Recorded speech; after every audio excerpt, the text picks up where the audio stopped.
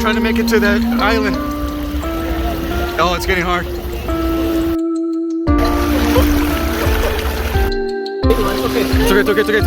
okay. Okay, we're gonna have to pull it. Okay, Justin Pollock from Brownfield News and Brownfield Online here. And as you can see right in front of us, we've got the International Bridge. We're about to cross into Mexico to get the Mexico side of the Title 42 ending story. Now, Title 42 is a COVID-19 health policy that was implemented by the Trump administration to expel migrants for COVID-19 health concerns. But now that COVID-19 has been put under more control, the Biden administration has decided to eliminate Title 42. So stay tuned, you guys. We're going to be bringing you coverage all day long and throughout the weekend. It's going to be a huge story. This is a national story. You aren't going to want to miss it, so stay tuned. We've just made it into the Mexico side, and as you can see behind me, there's this sign that's explaining how dangerous it is to cross this river. Now, just yesterday, Lieutenant Constable Frank Bowles over on the U.S. side, which is right over there, in an interview told my friend Jorge Ventura from the Daily Caller that they're actually picking out 2 to 3 bodies from this river per day of individuals that have drowned trying to cross this river and enter the United States illegally.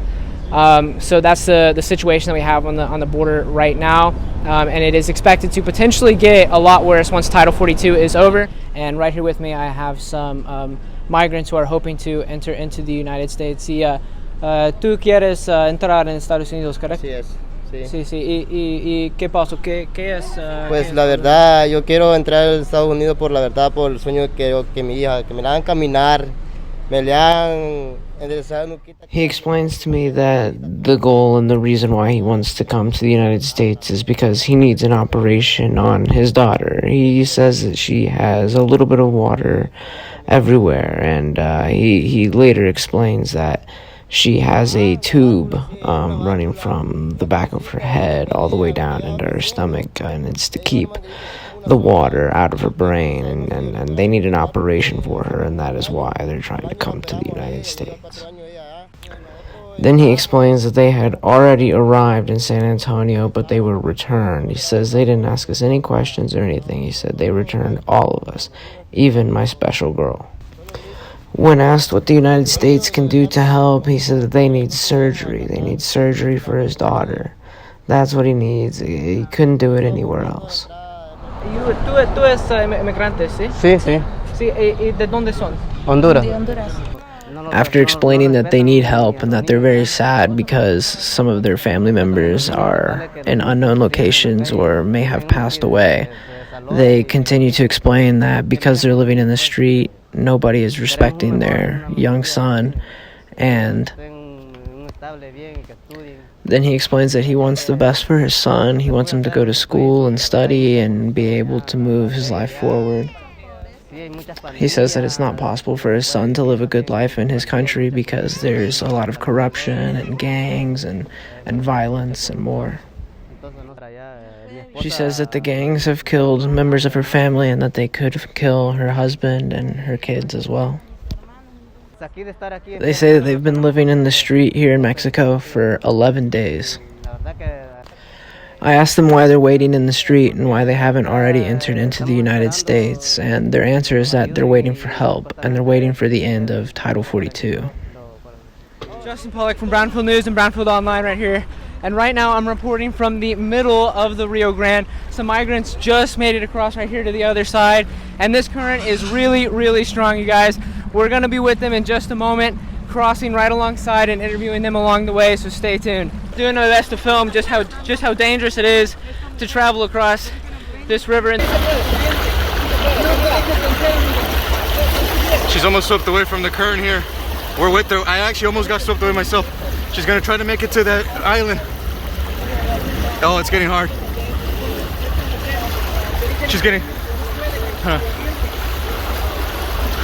she's got her control back. All right, it's Justin Pollock from the Brownfield News and Brownfield Online here again, and right now I'm standing in this island right in the middle of the Rio Grande, and behind me you can see these migrants all the way on the other side have already made their way into Eagle Pass. We just crossed with that woman right there who you can see embracing, who must be her friends or maybe her husband or somebody. And the current is so strong, you guys. We were almost swept away ourselves. And now we're going to kind of continue on with the story. What we're seeing right now, you guys, is what it's like to cross into the United States. Now they're celebrating. They're happy to be in the United States. They've made it into Eagle Pass now. These people have undoubtedly been traveling for a very long way. Now they have officially made it into the United States. ¿Y tu hijo es 3 años?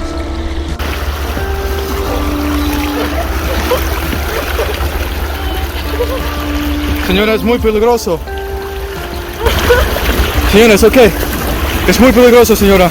She's telling me that her kid is only 3 years old. She's crossing the Rio Grande. It's extremely dangerous, this current. Justin Pollock with the Brownfield News here, and we're in the middle of the Rio Grande, and you can see right behind me this woman. She's stopped to rest, and she's contemplating if she can make the rest of the journey across. She's carrying her 3-year-old son. He's only 3. She's very nervous about if she can make the rest of this trek across the river. The current is so strong, even we almost got swept away, and we are not carrying a child. So this is just how dangerous it is out here. She's really going through a lot right now. So keep that in mind, guys. Okay. So we've started now to make the rest of the journey across the river, and you can actually see maybe right there, you guys, there's actually razor wire set up. It's hard to see right there in the grass, but there's razor wire set up on the trail as soon as she enters into the United States. Okay, here we go. Just one step at a time. You can just see just how strong this current is pushing her. Look at the ripples in the water right there as she tries to make her way through with her son. It's okay, it's okay. It's okay, I'm right behind her,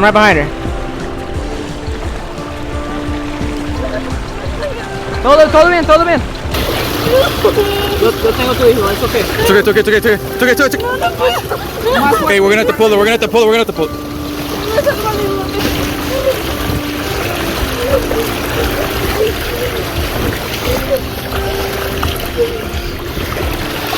She's walking back to the island now, and I think she's contemplating whether she's crossing illegally.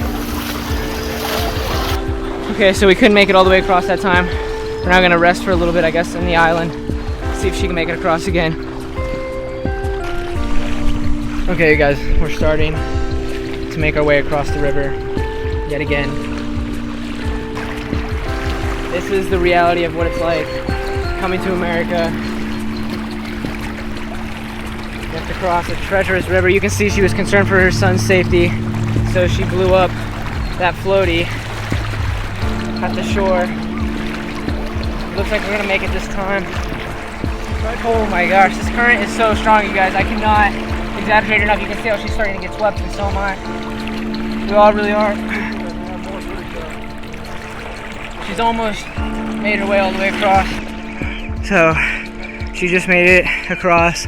She was able to get that floaty on her son for a little bit of peace of mind. I mean, I almost got swept away right there. I mean, it's a miracle that she made it and that so many people are doing this.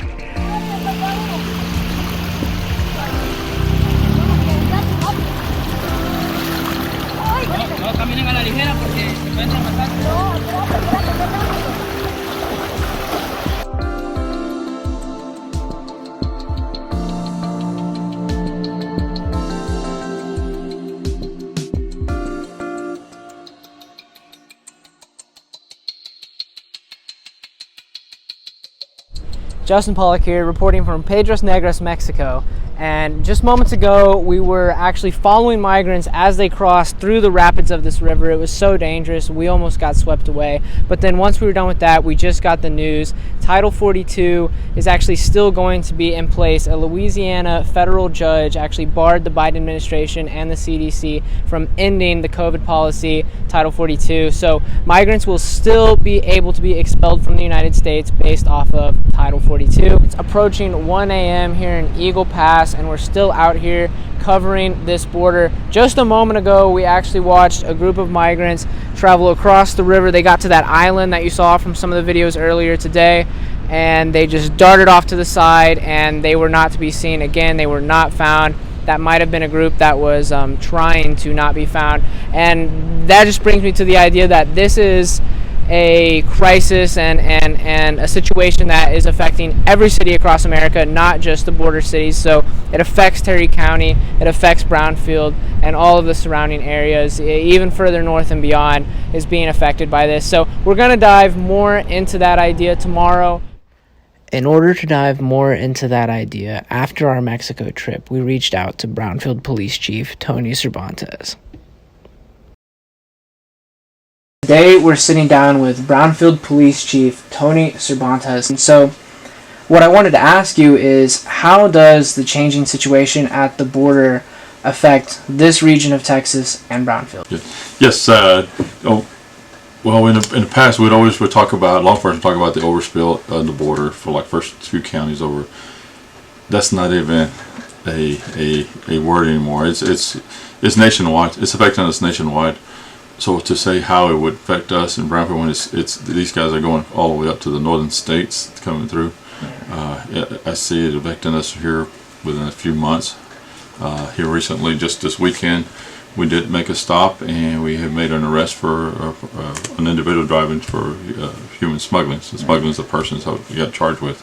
So the stop was made on a traffic stop was made, and upon the investigation of the stop, outcome was that he was transporting illegals. They're on their way to the Dallas area. And that stop was made here in Brownfield? Yes, it was this in Brownfield. So, which would be it'd be more to come, I'm sure. Not just for us, the sheriff's office, DPS is making these as well. But the thing is, we may have some that aren't traveling that far. We mentioned it will end up in Brownfield versus the state that we hear.